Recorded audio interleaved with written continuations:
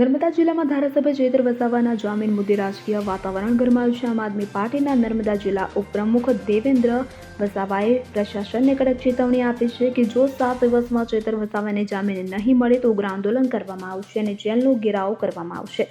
બીજી તરફ સાંસદ મનસુખ વસાવાએ આ મુદ્દે ચૈતર વસાવાના સમર્થકોને ઈંટનો જવાબ પથ્થરથી આપવાની ચેતવણી આપી કે જેનાથી આ મામલો વધુ તીવ્ર બન્યો છે. જો વાત કરવામાં આવે તો ડેડિયાપાડાના ધારાસભ્ય ચૈતર વસાવા સામે દાખલ થયેલા પોલીસ કેસને લઈને નર્મદાની જ્યુડિશિયલ અને સેશન કોર્ટે તેમની જામીન અરજી ફગાવી દીધી હતી. આ પછી ચૈતરે ગુજરાત હાઈકોર્ટમાં અરજી કરી પરંતુ ત્યાં પણ જામીન ન મળતા આપના કાર્યકરોએ ભાજપ અને સાંસદ મનસુખ વસાવાને આ માટે જવાબદાર ગણાવ્યા છે. આપના કાર્યકરોનો આરોપ છે કે ચૈતરને ખોટા કેસમાં ફસાવવા માટે ભાજપે કાવતરું રચ્યું છે. બીજી તરફ સાંસદ મનસુખ વસાવાએ 22 જુલાઈના રોજ સોશિયલ મીડિયા પોસ્ટ દ્વારા પોતાનું વલણ સ્પષ્ટ કર્યું. તેમણે જણાવ્યું કે ચૈતર વસાવાના જામીન રદ થવામાં મારો કે ભાજપનો કોઈ રોલ નથી.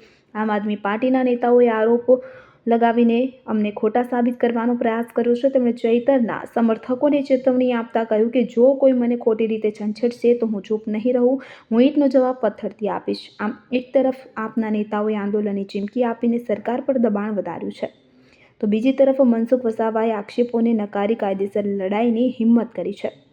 જો આ સ્થિતિ આગામી દિવસોમાં નર્મદા જિલ્લામાં રાજકીય ગરમાવો વધારે તેવી શક્યતા છે. Bureau report CN24 news. હવે જુઓ દેશ દુનિયાની તમામ ખબરો તમારી આંગળીના ટેરવે. ઉઠાવો મોબાઈલ અને Google Play Store પરથી ડાઉનલોડ કરો અમારી CN24 ન્યૂઝ મોબાઈલ એપ.